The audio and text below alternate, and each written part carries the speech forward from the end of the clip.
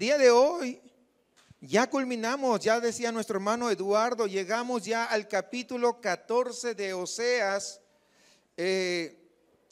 Oseas ha sido un libro maravilloso como todas las escrituras, pero creo que de alguna manera hemos podido de alguna forma ver el corazón de Dios, lo que Él quiere para nosotros como pueblo de Él. Una y otra vez hemos podido ver cómo Dios tiene misericordia, hermanos. Porque a veces solamente vemos cuando nos da el jalón de orejas, pero no nos olvidamos que también ahí mismo Dios está mostrando una gran misericordia. Así que hoy vamos a desarrollar este capítulo 14 y el título para hoy es ¿Cómo volver al Señor? Fíjese bien, ¿cómo volver al Señor? Mercedes, ¿cómo estás? Pásale. Tu niña lo puedes dejar acá en el salón de niños para que ya casi salen, ¿verdad? Antes de entrar a Oseas, mis amados hermanos, yo quisiera hacer una introducción usando 2 Corintios capítulo 5 versículo 17. No, si no quiere, pues no te preocupes, déjala contigo, ¿verdad? Que todavía no nos conoce.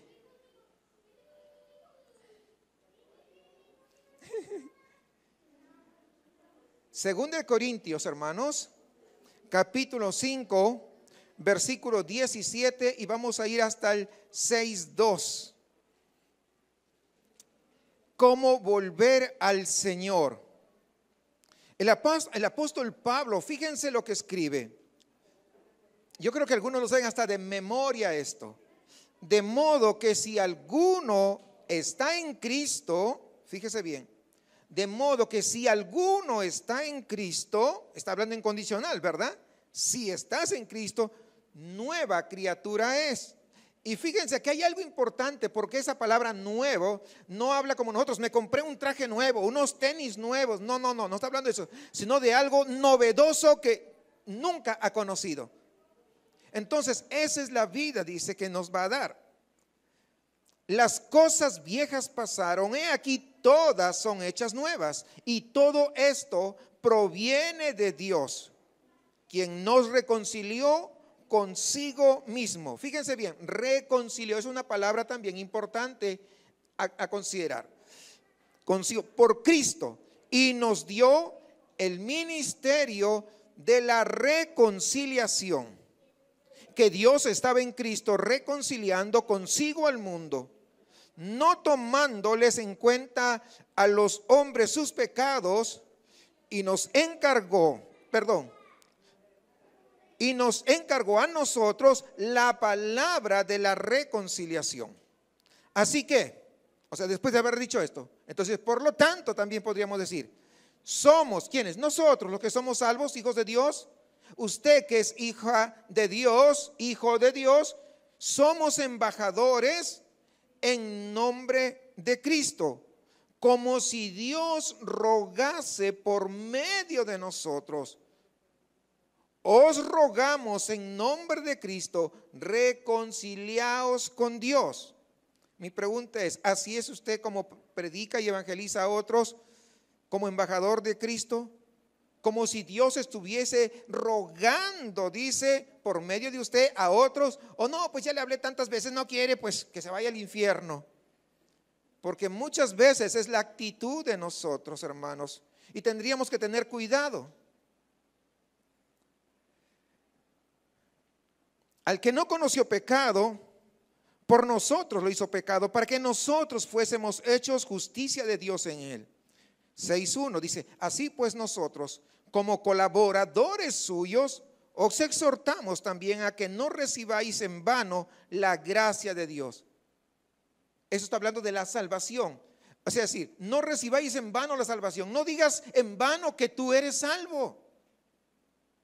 Tienes que comportarte como un embajador. Eso es lo que está diciendo. Que no sea en vano. Porque dice, en tiempo aceptable te he oído y en día de salvación te he socorrido. He aquí, ahora el tiempo aceptable, he aquí la hora, el día de la salvación. Hermanos amados, aquí leemos una palabra reiteradamente que se dice reconciliación. ¿Se dio cuenta de la palabra que tal vez usted no lo leyó, pero escuchó lo que yo estaba leyendo? Reconciliaos, reconciliaos, reconciliaos. Y fíjense esto, hermanos, la necesidad de la reconciliación implica que se ha abandonado una relación. No se puede reconciliar algo que no está abandonado. La reconciliación implica cuando algo se abandonó. Y el llamado que Pablo hace, que acabamos de leer, fue escrito a la iglesia de Corinto, porque muchos en la iglesia de Corinto, ¿sabe qué había pasado? Pues se habían desviado de esa relación original con Dios, de ese primer amor, como dice Apocalipsis. Y a lo largo de nuestro estudio, hermanos, del libro de Oseas, este profeta menor que creo que ha hablado bastante claro, hemos escuchado, no sé si usted ha entendido eso, pero creo que sí, hemos escuchado una y otra vez un llamamiento idéntico de este profeta de Dios a la nación de Israel. ¿Para qué? Para que la nación se reconcilie con Dios una y otra vez, para permitir que se restablezca esa relación que había sido rota. Si voy a ser sincero con ustedes, yo tendría que decirles que yo sé lo que es alejarse de Dios. Y aún a la edad que tengo me sigue pasando, y soy pastor de una buena iglesia como Iger. A veces, inconscientemente me alejo por el ajetreo, las cosas que tengo que ir una y otra, o la falta de atención y de disposición para el Señor. Yo quiero que sepa esto. Es posible, y escúcheme esto con claridad, es posible hacer un trabajo religioso e incluso enseñar las escrituras y predicar en piloto automático. ¿Sí? Al final me doy cuenta de que me he apoyado en mi propio entendimiento y no en el Señor. No digo lo hago todos los días, pero estoy diciendo que eventualmente ha ocurrido. Entonces, ¿qué pasa? ¿Cuál es el resultado? Al menos en mi ministerio pastoral, ¿saben qué? ¿Cómo se llama eso? Se llama una perversión del liderazgo espiritual. Porque estoy queriendo hacer yo con mi propia capacidad. Acabo confiando en mis propios instintos, en mi propia autosuficiencia, en mi propio conocimiento. Y yo mientras estudiaba, hermanos, estas hermosas palabras finales del profeta Oseas en este capítulo 14, que es el que nos corresponde a hoy, el día de hoy, es como que sentí un tirón fuerte en mi propia alma. En este capítulo 14 hay dos temas entrelazados a lo largo de toda la profecía de Oseas que alcanzan justamente el clímax o la cúspide en este capítulo. Un tema es la gracia de Dios y el otro es la necesidad del ser humano de arrepentirse. Dos temas importantes que han ido discurriendo a lo largo de todo este libro del profeta Oseas. Cuando leo este pasaje, hermanos, de Oseas 14, es algo que definitivamente va muy directo a mi corazón. Si a lo largo de esta serie tú no te has sentido que Dios ha hablado directamente a tu corazón, algo raro debe estar sucediendo. No tendrías que ser humano, no eres terrestre, no eres terrícola, eres marciano o algo así, porque esto es especialmente para la iglesia del Señor. Cuando leo, hermanos, este capítulo 14 de Oseas, me acordé, fíjense bien, de la honesta admisión del profeta Isaías de su propia condición espiritual.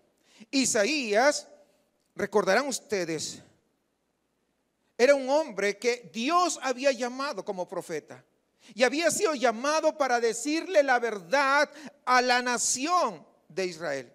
Decirle la verdad de quién, de Isaías, no, la verdad de Dios a la nación de Israel. Y dice, un ratito voy a dejar esto, pero fíjense esto. Si en estos momentos estuviera Isaías acá sentado y pudiéramos decir, de todos nosotros, ¿quién es el más santo, el hombre más virtuoso, el hombre con más entendimiento de las escrituras, el hombre que tiene una relación más cercana con Dios? Todos estaríamos de acuerdo de Isaías, que Isaías resaltaría por encima de todos nosotros. ¿Ok? Regresemos a lo que les estaba diciendo. Isaías se encontraba en el templo, fue a ministrar, a realizar su servicio que hacía, y vio, dice, al Señor alto y sublime. Isaías 6, para los que les gusta tomar notas. Y se vio a sí mismo en una relación trascendente con el Dios Todopoderoso. Y él dijo, y usted tal vez lo recuerde: ay de mí, que soy muerto, porque siendo hombre inmundo de labios y viviendo en medio de un pueblo de labios inmundos, mis ojos, dice, mis ojos han visto al Rey, Jehová de los ejércitos. Miren cómo se sintió Isaías. Se sintió no digno de estar ahí.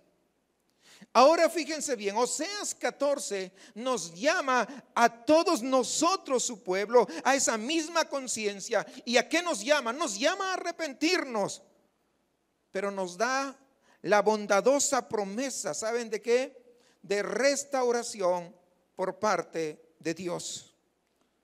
Oseas nos llama a todos, incluidos pastores, predicadores, a volvernos al Señor, a recibir de su gracia. No quiero dar por sentado el día de hoy, tal vez tú sepas en tu corazón que te has alejado de Dios, que puedes estar viniendo, llegando acá a los servicios, estar conectándote los miércoles en YouTube o en Zoom, o tal vez en los días lunes en la oración, pero aún así vivir alejado de Dios. Y el Espíritu Santo de Dios puede despertar dentro de ti el día de hoy ese anhelo ferviente de volver a Él de una nueva manera. Mi deseo hoy es, amados hermanos, que todos podamos realmente volver al Señor. No hay nada explícito en este último sermón de Oseas que nos diga cuándo fue predicado. No lo hay. Probablemente, estoy diciendo probablemente porque no hay seguridad, haya sido en los últimos días del asedio a Samaria, o quizá un poco después, cuando los asirios ya habían conquistado la capital de la nación. Pero lo que me llamó la atención inicial al leerlo, fíjense bien y esté atento, es que en las palabras de Dios no hay un tono de venganza, no hay esa palabra que es muy usada, te lo dije. ¿Sí saben a qué me refiero? Cuando te han advertido una y otra vez y tú vas y haces lo contrario y te va mal, te lo dije. Deberías haberme escuchado. Por el contrario, amados hermanos, esto que estamos desarrollando, vamos a ver que hay un mensaje de esperanza duradera. Dios no abandonará a su pueblo, los va a restaurar, incluso en el exilio. En este capítulo 14, Oseas lo que hace es describirnos el proceso de volver al Señor, tanto para Israel, pero también para nosotros el día de hoy. Dicho esto, vamos al primer versículo de Oseas 14.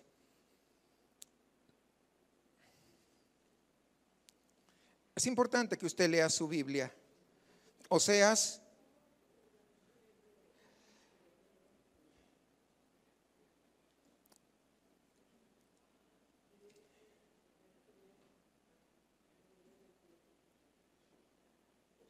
¿Ya tenemos todos?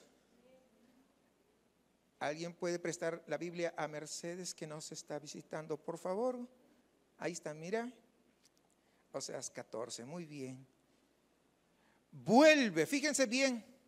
Vuelve, oh Israel, a Jehová tu Dios, porque por tu pecado has caído.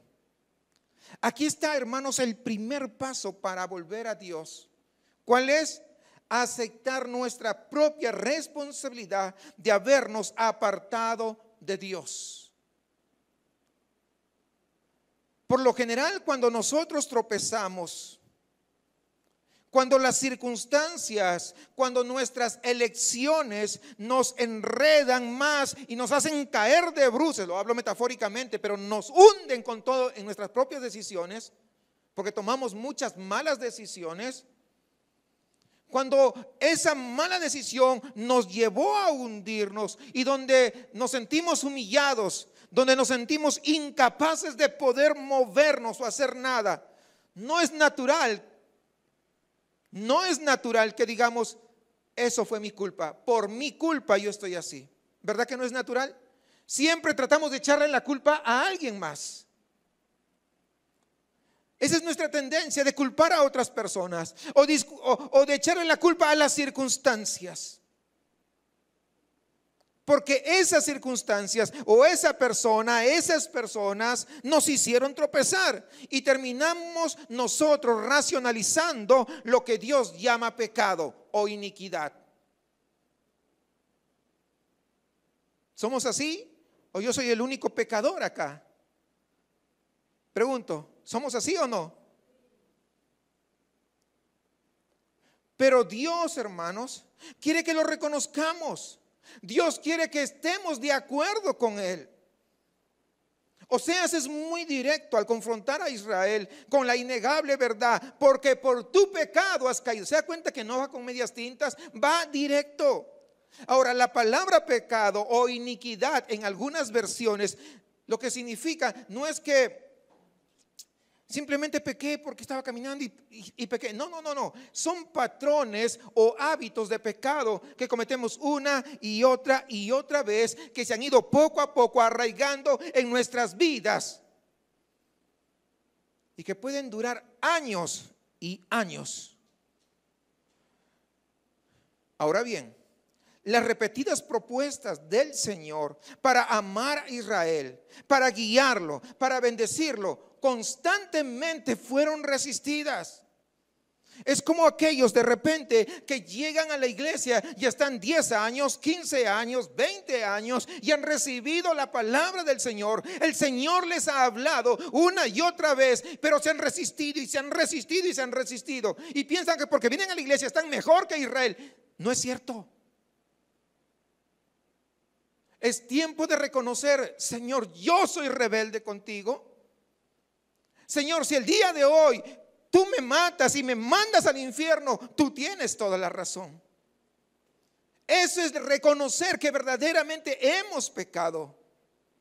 En lugar de tratar de apaciguar, de cambiarla, maquillarlo simplemente. Es estar de acuerdo con Dios. Reconocer que hemos pecado de verdad. Todos, hermanos, sabemos de alguna manera lo que es sentir el distanciamiento cada vez mayor entre nosotros y el Señor a causa del pecado. La oración se vuelve fría muchas veces, se vuelve tensa. La vida se vuelve estresante más y más y nuestros corazones comienzan a enfriarse y a volverse tan inquietos. El peligro, ¿sabe cuál es? El peligro es que usted se pueda sentir cómodo en ese estado. Es decir, que se conforme a la mediocridad espiritual. Ese es el gran peligro. El peligro, hermanos, es sentir el vacío, pero tratar de olvidarlo o tratar de llenar nuestras vidas con distracciones. Tratar de llenar ese espacio con trabajo. Tratar de llenar eso con actividades. Tratar de llenar eso yendo de compras. Tratar de llenar eso con nuestros hijos. No nos equivoquemos. Podría decirles un poco más feo, como se dice acá en Monterrey. No nos hagamos y usted entiende lo que quiero decir. A eso estamos. Y otras veces, ¿sabe con qué lo llenamos? Lo llenamos con actividades religiosas. Yo voy y voy a estar aquí y creo que con eso lo estoy. No, hermanos, porque ¿sabe lo que va a pasar? Finalmente la vida se va a desmoronar o va a surgir una crisis y nos encontraremos cara a cara con la persona en la que nosotros mismos nos hemos convertido. En ese momento es que las palabras de Oseas se hacen realidad. Es triste que algunos no asisten a la iglesia y todavía se consideran cristianos, porque están viendo programas por YouTube o sus pastores favoritos y sus mensajes favoritos por YouTube. Tendríamos que tener en cuenta eso. Por algo es que Dios levanta una iglesia local, porque es ahí donde Dios quiere formarnos, es ahí donde Dios quiere alimentarnos, es ahí donde Dios quiere que nos amemos unos a otros, es ahí en la iglesia local que quiere que nos perdonemos unos a otros. ¿Sí me entiende la dinámica de lo que dicen las escrituras? No es en YouTube. No es que nosotros todo el mundo pensamos iguales, podríamos tener diferencias, pero estamos en Cristo y aquí nos vamos a sentar y nos vamos a pedir perdón o vamos a aclarar las cosas, pero vamos a seguir fieles al Señor. No como aquellos, y voy a mencionar una persona que se fue de aquí. No me gusta cómo están predicando y voy a abrir mi iglesia, y se fue a García y se llevó unos cuantos que no estaban bien centrados en la palabra. Hermanos, esa no es la forma de abrir una iglesia. Cuando se va a abrir una iglesia, no, es que Dios me está enviando. ¿Y dónde está? Cuando el apóstol Pablo fue llamado por Dios, ellos permanecieron en la iglesia hasta que fueron encomendados, dice. ¿No dice eso el libro de los Hechos? Hasta que la iglesia oró por ellos y los envió. ¿Quién envía a abrir una iglesia nueva, a plantar una iglesia? La iglesia. Pero muchas veces queremos llenarnos nosotros nuestra propia satisfacción. Y pensamos que estamos haciendo todo para la gloria de Dios. ¿Se dan cuenta lo peligroso que es? Tropezamos y caemos. ¿Sabe por qué? Porque nos hemos alejado de una relación de confianza con Dios. Él nunca se movió. Nosotros sí. El segundo paso hacia Dios en el versículo 2 es hacerle una confesión honesta sobre nuestro pecado. Es decir, es estar de acuerdo verbalmente con Él. Dice el versículo 2: llevad con vosotros palabras de súplica y volved a Jehová y decidle: quita toda iniquidad y acepte el bien, y te ofreceremos la ofrenda de nuestros labios. Oseas está llamando al pueblo a decirle la verdad a Dios. Quiere que tengan ese encuentro personal con Dios, no a través de las ofrendas, no a través de los ritos formales de sacrificios, sino con conversaciones, con palabras que expongan la verdadera condición de sus corazones. Yo soy pecador, Señor, mi corazón no te ama, yo soy el responsable, yo soy el culpable. Es más, yo no deseo saber mucho contigo. En lugar, yo quiero, pero ¿sabes qué? Pero mi esposa es un estorbo, tú sabes, Señor. Y tratamos nosotros de relativizar nuestro propio pecado. Señor, tú sabes que en el trabajo me estresan tanto, por eso es que yo exploto ahí llegando a la casa. No seamos ingenuos, ni querramos engañarnos. Eso es lo que hay en nuestro corazón. Lo que hay en el trabajo es verdad que puede ser estresante, pero lo único que hace, y Dios lo usa, ¿para qué? Para poder sacar lo que hay en el corazón y demostrar lo que verdaderamente somos.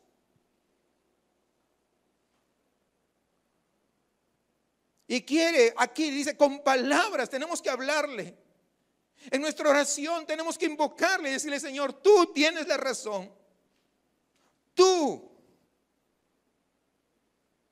Mi corazón es así. Hermanos, recordemos esto, que el pueblo tiene una larga historia de tratar de sustituir los sacrificios por este tipo de honestidad. En el capítulo 5, en el versículo 6, Oseas acusó al pueblo, dice: con sus ovejas y con sus vacas andarán buscando a Jehová y no le hallarán. No, yo voy a hacer esto para la iglesia y yo voy a dar aquello. ¿Con eso crees que te acerques? No, hermano. Es verdad que tenemos que hacerlo, pero lo damos porque estamos en una relación, en un vínculo con el Señor, no para obtener perdón de nada.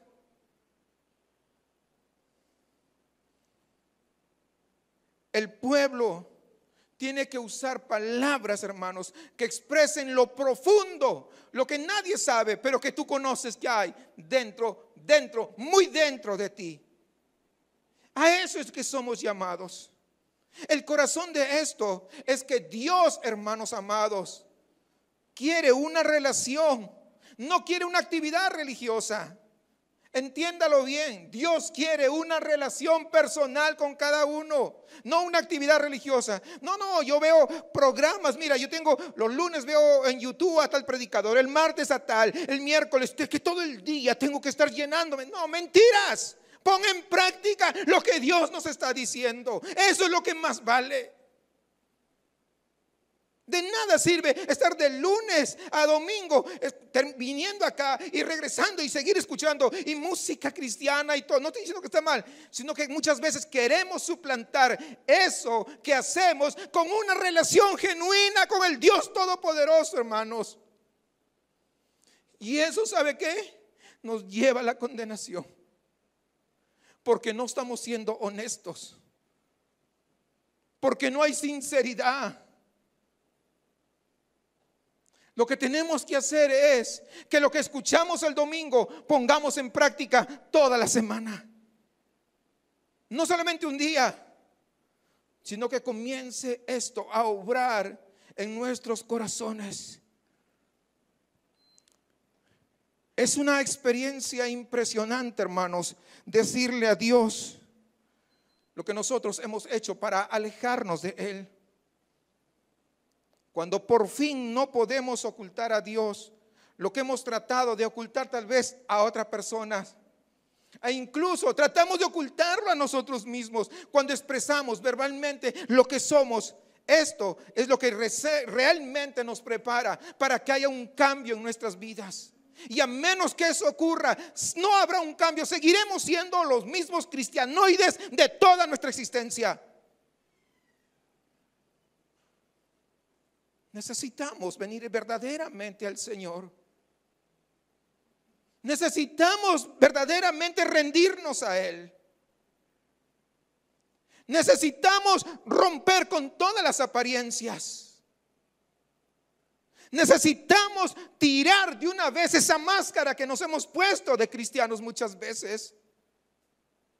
Y lo digo con tristeza y con dolor, porque es el deseo de mi corazón a cada uno de ustedes que estoy viendo, también poder verlos en la presencia del Señor.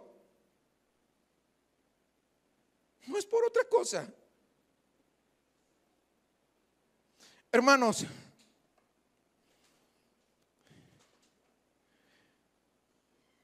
en cierto sentido, el Evangelio es realmente una mala noticia sobre nuestra condición pecaminosa, antes que una buena noticia sobre el amor perdonador de Dios en Jesucristo. ¿Por qué? Porque es a través del Evangelio que somos expuestos completamente. Muchas veces creemos que estamos tratando con alguien, con otra persona, con Dios. No nos equivoquemos. Él es el que conoce hasta lo más profundo de nuestros corazones. Hay un himno que dice, tal vez usted lo sepa, yo no lo voy a cantar, solamente lo quiero leer textualmente. ¿Cómo fue que yo, sin darte nada, me amaste a mí, me viste a mí? ¿Y cómo fue que yo, sin darte nada, tú entregaste todo por mí? La cruz habla de amor, de cómo el Salvador dio todo por un pecador. Cuando nosotros, hermanos amados, no tenemos nada que ofrecer a Dios más que nuestra confesión, tal vez tartamudeante en su presencia, con un corazón quebrantado, es entonces, hermanos amados, que realmente comenzamos a ofrecer el fruto o el sacrificio de nuestros labios, como hemos leído hace un momento. Es ahí. Ese es el sacrificio, hermanos, que Dios está esperando cuando no venimos con argumentos delante de su presencia. No hay nada más que ofrecerle. No podemos intercambiar nuestras buenas obras, entre comillas, para justificarnos o para racionalizar nuestro comportamiento. No, yo me comporto así porque Él es así. Escuchaba a alguien, bueno, realmente alguien me contó que una persona que dice que es pastor, su esposa lo llama por teléfono y le dice: ¿sabes qué? Yo necesito que me traigas comida porque estoy acá en la cama, todavía sigo mal. Ya, cuando pueda voy, le dijo así. Y era pastor. Y le preguntaron: ¿ya vas a llevar, ve rápido llevándole a tu esposa? Y le dice: no, todavía tengo que ir allá y más allá, ya después voy a ver. Además, ella nunca se preocupa por mí. Yo pregunto, ¿esa es la relación de un cristiano y peor todavía que se dice pastor? ¿A quién pretendemos engañar? ¿A quién pretendemos engañar? ¿Se dan cuenta la hipocresía que hay muchas veces en las personas que se ponen delante de un púlpito y están hablando para todos menos para ellos mismos? Como les dije en una oportunidad, pararse acá y hablar, pues es fácil relativamente. ¿Por qué? Porque agarras buenos comentarios ahora que hay muchos y comienzas a coger de aquí y allá. Y bueno, ese no es el asunto. El asunto, ¿sabe cuál es, mis hermanos? El asunto realmente es que lo que yo estoy predicando también me lo he predicado a mí antes de exponérselo a ustedes. Y cuando yo estoy preparando esto, cuando estoy repasando esto, cuando estoy leyendo una y otra vez este capítulo que voy a exponer, ¿saben qué? No sé cuántas veces caigo de rodillas pidiéndole perdón al Señor, porque me habla definitivamente a mí. No crea que yo vengo simplemente y voy a exponer. No, porque yo realmente no tengo nada, no tengo mucho que ofrecer. Pero es Dios quien habla a través de su palabra. Y es porque he tenido el entendimiento. Es que no quiero que usted caiga en eso justamente, en una mera religiosidad, como lo cayó el pueblo de Israel. Hermanos, tenemos que acercarnos delante del Señor con verdad. No tenemos nada que ocultarle. A veces pensamos que podemos ocultarle al Señor algo. Es que, Señor, yo respondí así, tú sabes, porque Él me hizo esto o ella me hizo esto. Hermanos, no, tenemos que ser honestos delante de Él y confiar en la gracia de Dios. Y cuando nosotros hacemos eso, estamos llegando al mismo lugar del rey David, después de haber sido confrontado con su pecado contra la nación y en última instancia contra Dios mismo. Ustedes recordarán el pecado de David, aquel pecado terrible que cometió de adulterio con Betsabé. Y no solamente eso, sino que además él organizó el asesinato del marido de Betsabé al ponerlo adelante de la batalla. David dice finalmente en su propia oración de confesión, creo que todos saben dónde está la oración de confesión, Salmo 51, en el versículo 17 dice: los sacrificios de Dios son el espíritu quebrantado, al corazón contrito y humillado no despreciarás tú, oh Dios. Cuando confesamos nuestro pecado, hermanos, hacia la persona a la que nosotros hemos afectado, sin justificarlo, sin racionalizarlo: hermana, yo pequé contra ti, es mi corazón malvado y perverso, perdóname por favor.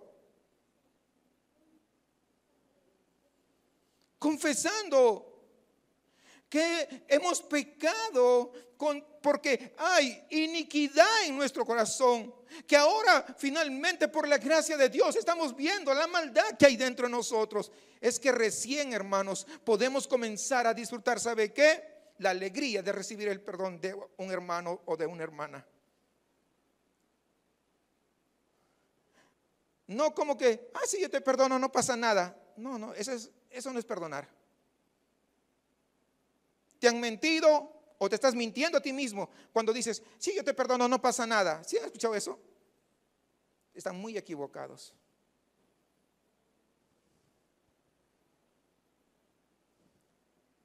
El tercer paso crucial para regresar al Señor. Recuerda que el tema de hoy es cómo volver al Señor. El tercer paso es alejarnos de las viejas formas de vida que nos alejaron de Él.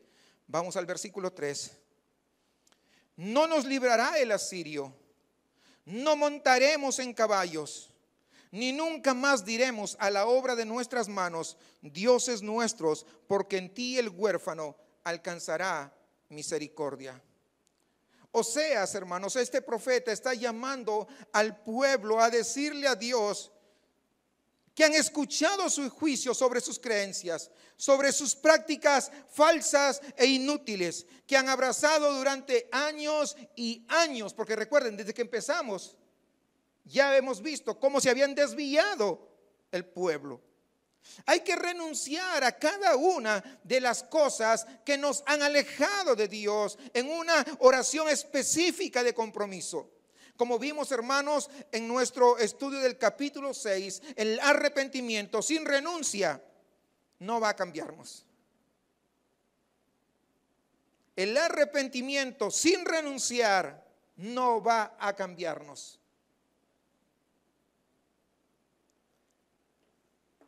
¿No queda claro? Se lo voy a explicar ahora mejor.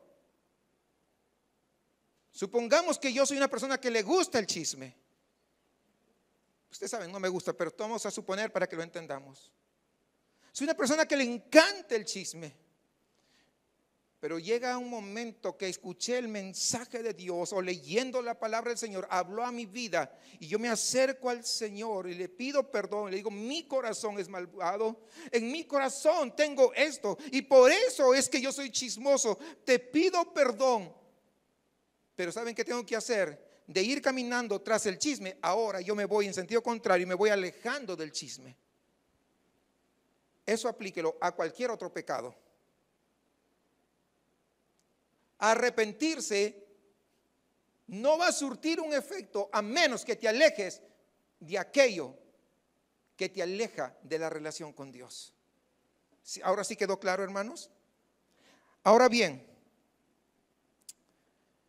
hay una película impactante sobre la violencia doméstica, sobre hombres que abusan emocional, verbal y sexualmente de las mujeres.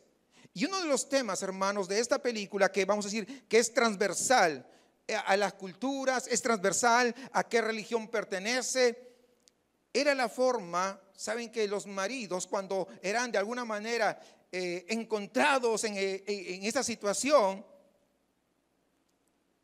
comenzaban a llorar de remordimiento. Y en ese momento decían que lo sentían, que no volverían a hacerlo. Pero el patrón nunca cambió, porque no había un cambio de corazón que provocara cambios reales, genuinos en las creencias y el comportamiento y la actitud. Por eso es importante, un arrepentimiento viene con un alejamiento de aquellas cosas que nosotros hacíamos. Eso, hermanos, es contra lo que advierte Oseas. El pueblo de Israel no solo tiene que estar de acuerdo con la acusación de Dios sobre sus falsos ayudadores, sobre sus falsos salvadores, sobre sus falsos redentores, sino que tienen que dejarlos de lado. Y mencionan a Asiria por última vez, dicen, a Asiria no nos salvará. Recuerdan que hemos estado viendo que ellos tenían situaciones y iban a buscar a Asiria para que les ayudara. ¿Se acuerdan ustedes que lo vimos a lo largo del desarrollo de esta serie? Pero aquí viene, al final dice, Asiria no nos salvará. El pueblo de Israel, hermanos, ha mirado a Asiria por generaciones, pero Asiria no ha significado salvación para ellos, sino destrucción. Prometen que no intentarán defenderse confiando en sus caballos y en sus carros. Megiddo en Israel era una ciudad donde sobreabundaban los carros jalados por caballos. Una de las ciudades fortificadas que construyó el rey Salomón. Y el día de hoy, incluso cuando uno va a Israel y visita Megiddo, se da cuenta o quedan los restos, esas ruinas de Megiddo, donde estaban los establos que albergaban a la cantidad enorme de caballos que habían.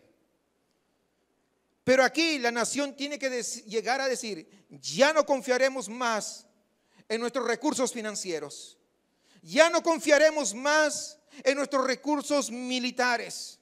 Los santuarios a Baal tienen que ser derribados. Las creaciones idólatras de sus propias manos tienen que ser destruidas. Todo objeto de confianza anterior tiene que ser repudiado. Y el resultado puede ser una renovación de la confianza del pacto en Jehová. Y fíjense al final que dice: en ti el huérfano hallará misericordia. ¿Cierto? Es lo que acabamos de leer. En ti. Lo que Oseas está diciendo es: pueblo de Israel,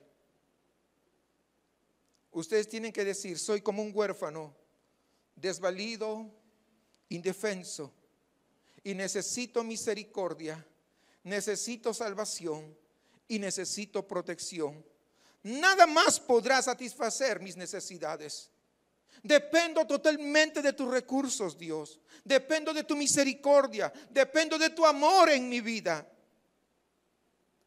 Y la aplicación para nosotros en el 2022 viene de un análisis honesto de aquello que nos aleja de una relación íntima y de confianza con Dios. Se nos ha preguntado repetidamente a lo largo de nuestro estudio de Oseas: ¿quién o qué tiene el potencial de convertirse en un falso Dios para nosotros? ¿De qué hemos hecho un falso Dios? ¿Qué estamos usando, hermanos, en nuestras vidas para obtener seguridad y la garantía que solamente Dios puede proporcionar? ¿Con qué queremos reemplazarlo?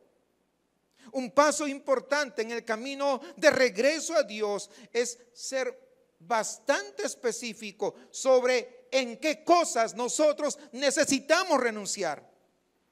Señor, me arrepiento de todo. Eso no significa nada. Es como aquellos que, por ejemplo, para el servicio de Año Nuevo o antes de que pasemos al siguiente año, pasaban al frente: hermanos, si yo pequé contra alguien, les pido perdón. Eso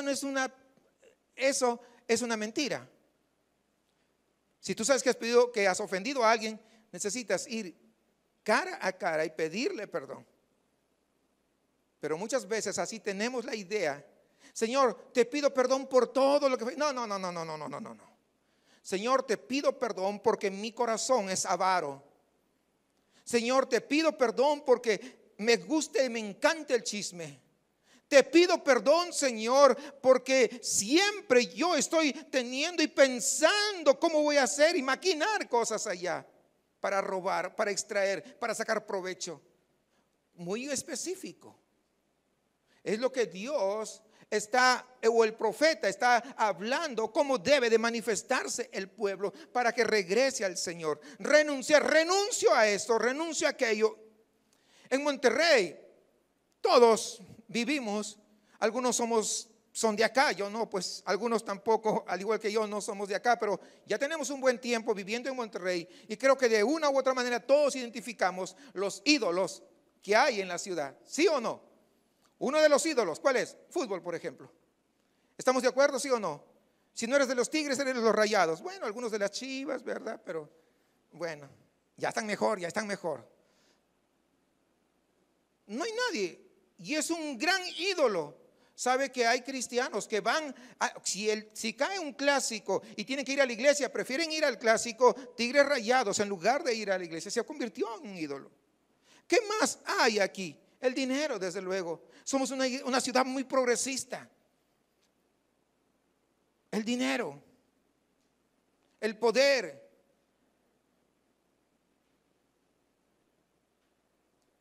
Y aunque usted no lo crea, también el sexo, según unos estudios que se están haciendo. Pero hay uno que abarca a todos, sin excepción. ¿Saben cuál es? El control de nuestras propias vidas. Es un ídolo. Por lo tanto, es una batalla que se libra día a día. De ahí la importancia de poder tener grupos de rendición. ¿Qué es esto? Es un grupo donde nos reunimos y comenzamos a platicar. ¿Cómo estás? ¿Cómo te ha ido? ¿En qué estás fallando? ¿Cómo te fue esta semana? ¿Has sido tentado? ¿En qué estás teniendo? ¿Cuáles son tus puntos débiles? El problema con nosotros, y esto ocurre en toda Latinoamérica, es que nosotros nos gusta mucho guardar las apariencias. No queremos que nadie se meta en nuestra vida. No nos gusta ser transparentes. Pero ¿saben qué? La vida cristiana no es para vivirlo de manera solitaria. La vida cristiana es para vivirlo en comunidad. Los grupos pequeños son, desde luego, incluso pueden ser de 1 a 1. Los grupos de rendición de cuentas nos ayudan, hermanos. ¿Por qué? Porque sé que el martes que me reúna a tomar café con mi hermano, me va a preguntar cómo estoy, cómo está mi vida, cómo va mi matrimonio, cómo va la relación con mis hijos, cómo va mi relación con el pecado que yo le confesé hace 2 semanas que tenía, que estaba yo batallando. ¿Cómo voy con la tentación que es la que me una y otra vez viene? Pero también él sabe que yo también le voy a preguntar. ¿Pero por qué es de rendición de cuentas? Porque estamos dispuestos a ser abiertos con esta persona y poder edificarnos unos a otros y poder animarnos unos a otros y poder orar unos a otros. Yo sé que esto tal vez sea algo nuevo. En la Biblia está, aunque no dice con esos términos, pero eso es lo que habla las Escrituras, y necesitamos poder ser parte de un grupo. No, es que no tengo confianza con nadie. Entonces no te has convertido. Necesitas tener confianza con el cuerpo de Cristo. Usted sabe que la familia en la fe, la iglesia de Cristo, es más importante que nuestra familia que no es cristiana. ¿Sí sabía eso o no? Porque al final, la familia en la fe vamos a perdurar por toda la eternidad. Nuestra familia que no son creyentes, si el Señor no los salva, pues no vamos a poder estar en eternidad, solamente unos cuantos añitos. Necesitamos comenzar a desarrollar relaciones sólidas. ¿Para qué? Para poder tener confianza unos a otros y tener esto de rendición de cuentas. El cuarto paso, hermanos, para volver a Dios y permanecer en comunión es reclamar sus promesas para una futura restauración. Hermanos amados, la buena noticia es que el verdadero arrepentimiento, o al verdadero arrepentimiento, después que nos hemos arrepentido, va a seguir la sanidad y va a seguir la restauración. Tenemos que saber que Dios, hermanos, va a aceptar nuestro corazón roto, porque Dios quiere darnos una nueva vida. Y la esperanza de la restauración de Israel está en el centro de los versículos del 4 al 8. Ahora Dios va a dirigir una palabra de gracia directamente a la nación y utiliza la palabra Gesed. Escuche bien, la palabra Gesed. Hermanos, si usted entendería el valor de Gesed, esto es maravilloso. Cuando se utiliza la palabra Gesed, está hablando de un amor incondicional. Está hablando de un amor inmerecido. Está hablando de un amor misericordioso y lleno de gracia. En los versículos 1 al 3, Dios nos llamó a orar oraciones de arrepentimiento específicas, ¿lo recuerda? Y aquí es igual, de específico. Dios en sus promesas de restauración, Dios no es vago acerca de lo que Él quiere con nosotros. Mire el versículo 4, yo sanaré su rebelión, los amaré de pura gracia, porque mi ira se apartó de ellos. Esta es una hermosa poesía, hermanos, en el idioma hebreo, donde está llena de promesas. La relación de ese pacto que ha sido roto, que trajo el castigo de Israel, va a ser por fin sanada. El pacto de amor de Dios nuevamente será restaurado. Incluso, hermanos, promete edificar en ellos lo que no pueden edificar en sí mismos. ¿Cuál es? ¿Qué cosa es? Lealtad y fidelidad hacia Él y entre ellos. Dios va a hacer eso. Su amor se dará de forma generosa, de forma libre, de forma voluntaria, y su justificada ira contra el pecado y la rebelión se apartará de ellos. Ese mismo amor redentor se derramó, hermanos, plenamente en la vida, la muerte y la resurrección de Jesucristo. En Él, según las palabras de Oseas, hemos sido amados gratuitamente. El mediador asumió la pena de nuestros pecados, apartó la ira de Dios y nos reconcilió con Él. Así pues, nosotros llegamos a conocer de manera muy personal e íntimamente el cumplimiento final de esta promesa en el versículo 4, como leímos al principio de este pasaje en 2 de Corintios 5:17, dice: de modo que si alguno está en Cristo, ¿qué más? Nueva criatura es, las cosas viejas pasaron, he aquí todas son hechas nuevas. Y el versículo 21 también dice: al que no conoció pecado, por nosotros lo hizo pecado. ¿Para qué? Para que nosotros fuésemos hechos justicia de Dios en Él. Eso es lo maravilloso. Fíjense ustedes. En el versículo 5 al 7 se describen las bendiciones para ese Israel restaurado. Estas son imágenes, hermanos, magníficas, extraídas del mundo de la naturaleza, y en el fondo Dios promete ser la fuente de nueva vida, fuente de abundancia y fuente de fecundidad. Versículo 5, vayamos 5 al 7, dice: yo seré a Israel como rocío, él florecerá como lirio y extenderá sus raíces como el Líbano. Se extenderán sus ramas y será su gloria como la del olivo y perfumará como el Líbano. Volverán y se sentarán bajo su sombra, serán vivificados como trigo y florecerán como la vid. Su olor será como de vino del Líbano. En esta primera línea, hermanos, habla del rocío o la niebla marina que se desliza desde el mar Mediterráneo sobre toda la llanura costera. Imagínense ustedes, la zona de cultivo más fértil que tiene Israel, empapado toda con humedad esa vegetación.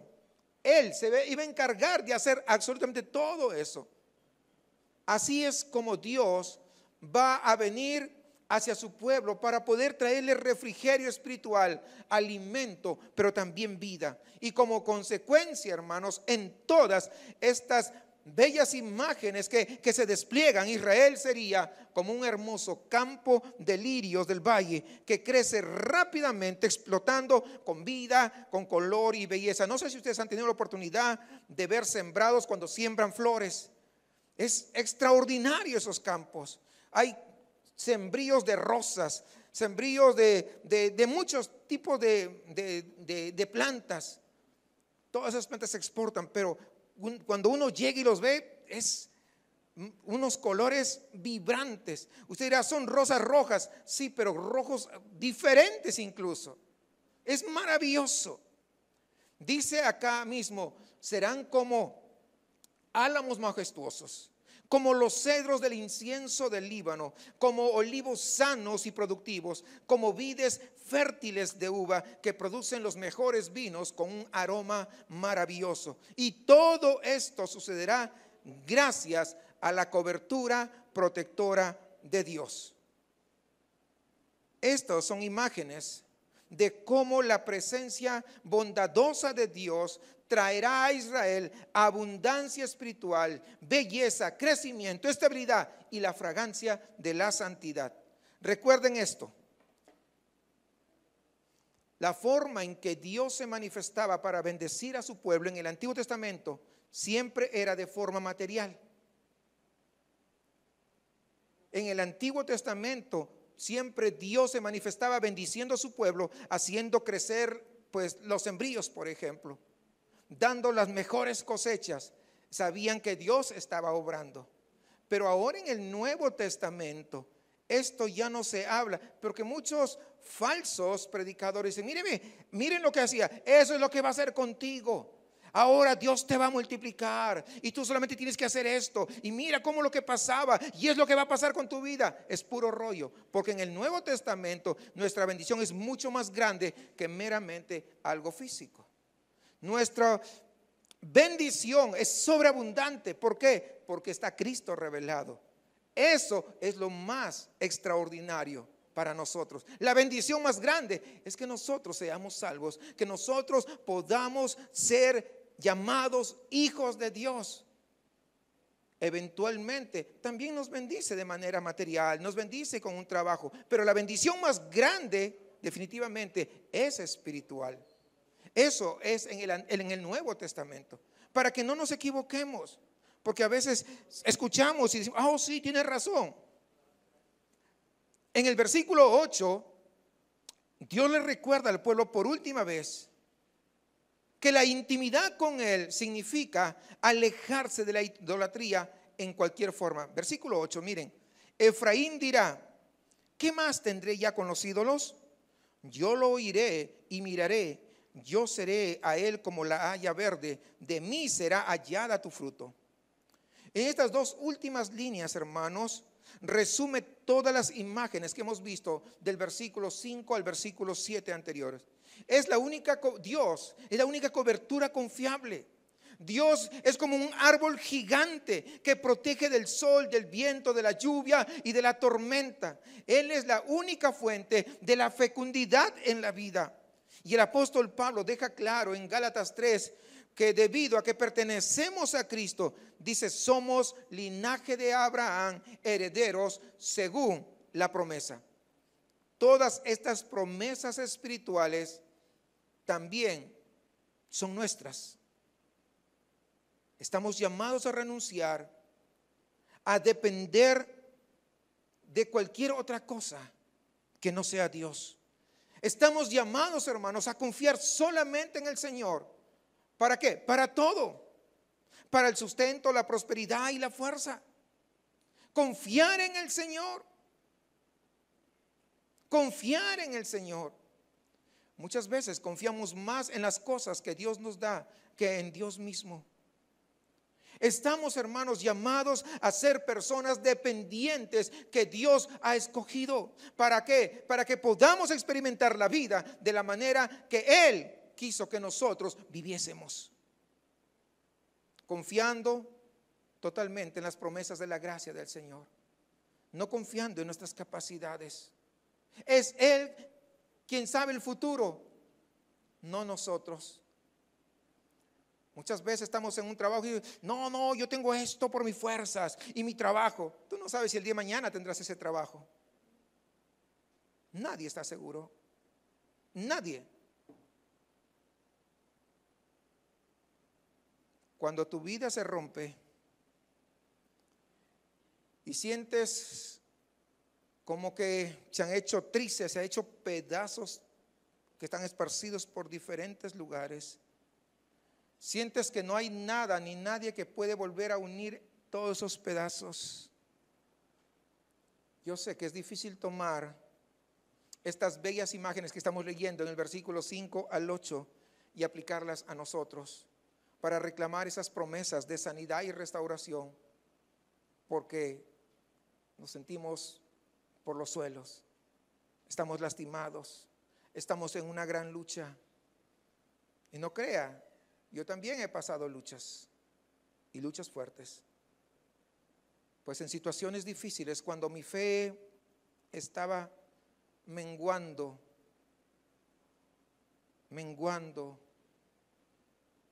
a punto de extinguirse, podría incluso decir, Dios usó a personas, a hermanos, para ayudarme a reclamar las promesas de Dios de sanidad continua, de restauración y fecundidad espiritual.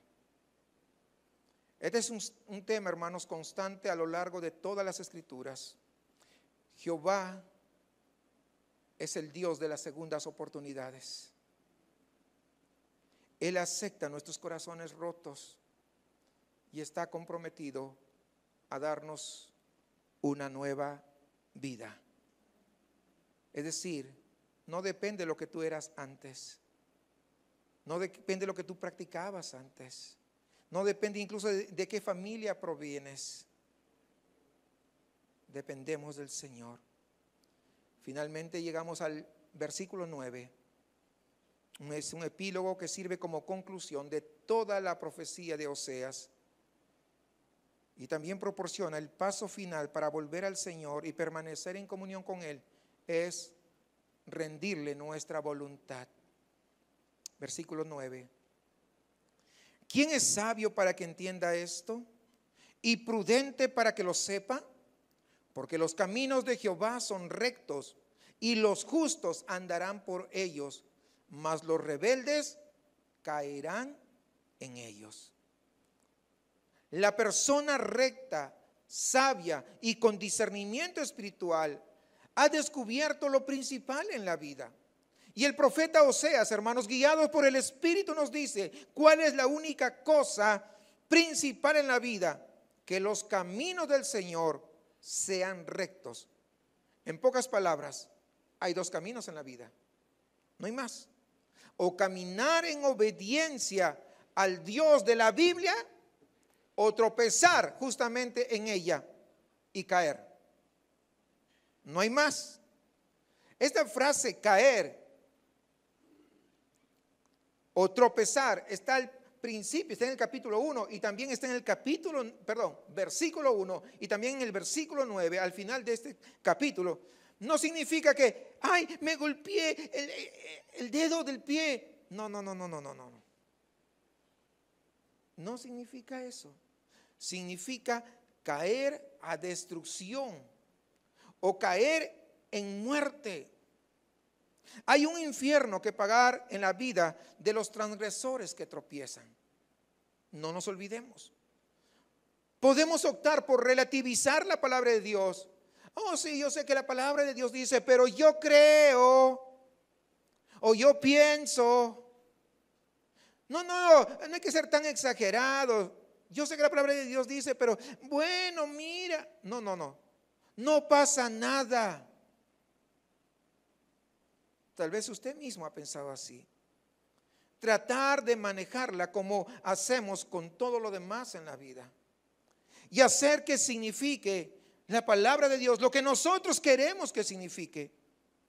O podemos aprender a caminar obedientemente por los caminos del Señor. Estar dispuestos a entregarle nuestra voluntad.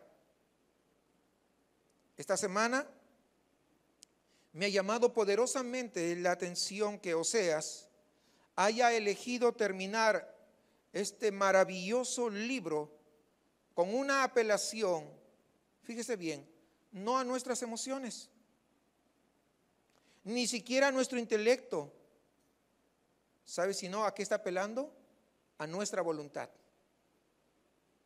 Fíjese bien, está apelando a nuestra voluntad. Tenemos ante nosotros una elección muy simple, pero el hecho de que sea simple no significa de que sea fácil. De hecho, es muy difícil. Me acuerdo de la apelación que hizo Josué a la voluntad de todo el pueblo de Israel y a la voluntad personal de cada individuo, justamente antes de cruzar el Jordán y comenzar la conquista de la tierra prometida. Él se paró delante del pueblo y se dirigió a todo el pueblo de Israel y dijo: hoy elegid a quién serviréis. ¿Sí se acuerdan? ¿A quién serviréis? si a los ídolos a quienes sirvieron vuestros padres, o al Dios, o a Jehová de los ejércitos. Ahí está. Tenían que hacer una elección.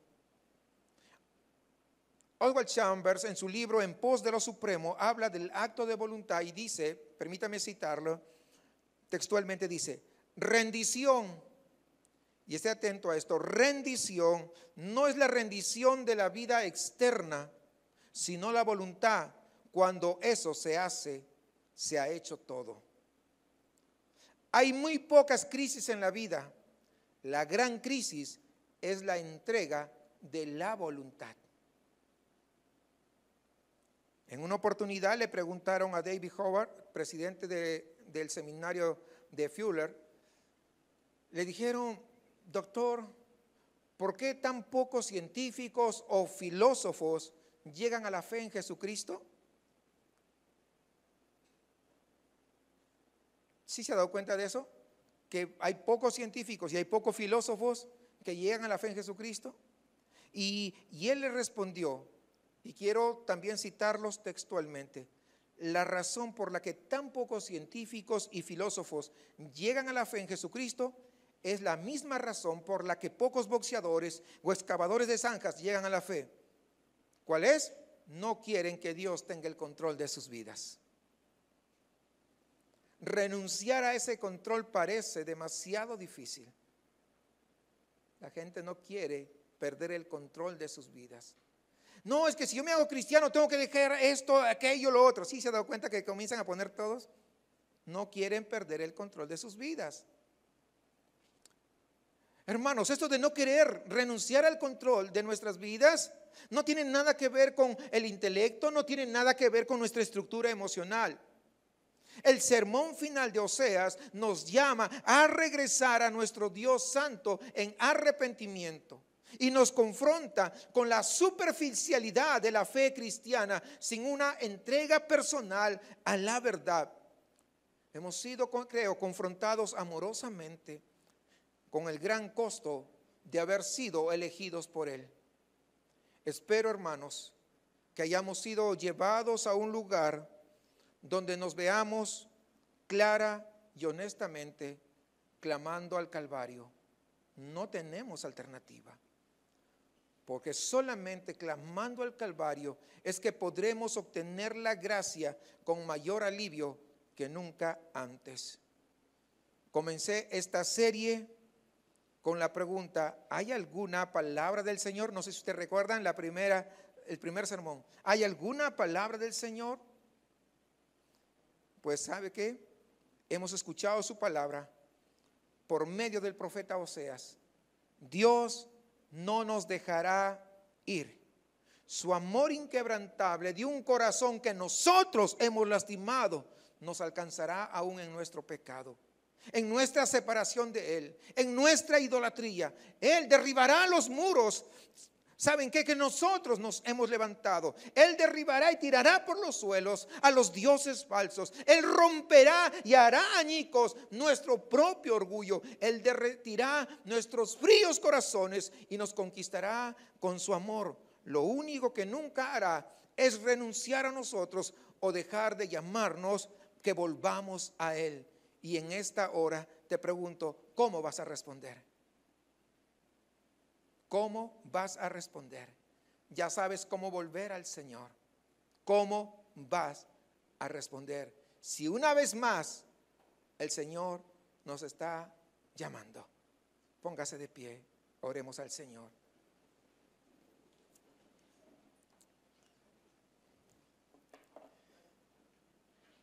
Amado Padre, solamente hay una razón por la que podemos dirigirnos a usted. Es Jesús. Si no fuese por Jesús, nuestras oraciones no serían oídas. Si no fuese porque Jesús es nuestro Salvador, nuestras oraciones simplemente sería una pérdida de tiempo y de saliva, tal vez. mas sabemos, Señor, que usted nos oye, porque nos acercamos confiados en Jesús. Tú nos conoces, bendito Dios. Tú nos formaste. Tú estuviste cuando nosotros fuimos concebidos. Tú nos has cuidado a llegar a esta edad que tenemos el día de hoy. Reconocemos, Señor, que te fallamos. Reconocemos que muchas veces no queremos nada contigo. Reconocemos, Señor, que a veces creamos nuestros propios dioses en nuestra imaginación. Y pensamos que te estamos adorando a ti, pero cuando en realidad estamos adorando a un Dios de nuestra imaginación. Señor, ayúdanos. Perdona, Señor, nuestra falsedad de labios. Perdona, Señor, nuestro falso arrepentimiento muchas veces. Anhelamos regresar a ti, porque solamente en ti hay vida, porque solamente en ti hay seguridad, porque solamente tú eres el Dios único y verdadero, y apartados de ti nada podemos hacer. Señor, te suplico que tú puedas estar obrando en cada vida, en cada corazón, que tú puedas, Señor, comenzar a obrar en todos nosotros y que verdaderamente retornemos a ti. Que no vengamos con aspavientos, que no vengamos, Señor, tratando de poner excusas, sino que nuestros corazones sean sinceros y que podamos, Señor, verdaderamente regresar a ti, rechazar todas aquellas cosas en las que nosotros hemos puesto nuestra seguridad, y en lugar de ello, que verdaderamente podamos nosotros, Señor, servirte a ti, adorarte a ti y rendir nuestra voluntad a ti. Señor, no nos dejes seguir haciendo nuestra propia voluntad, sino que tu voluntad sea hecha en nosotros. Te pedimos esto en Cristo Jesús. Amén. Que el Señor les bendiga y que su palabra siga redarguyendo cada uno de sus corazones. Yo creo que podríamos seguir orando, hay mucho que hablar. Romperá y hará añicos nuestro propio orgullo. Él derretirá nuestros fríos corazones y nos conquistará con su amor. Lo único que nunca hará es renunciar a nosotros.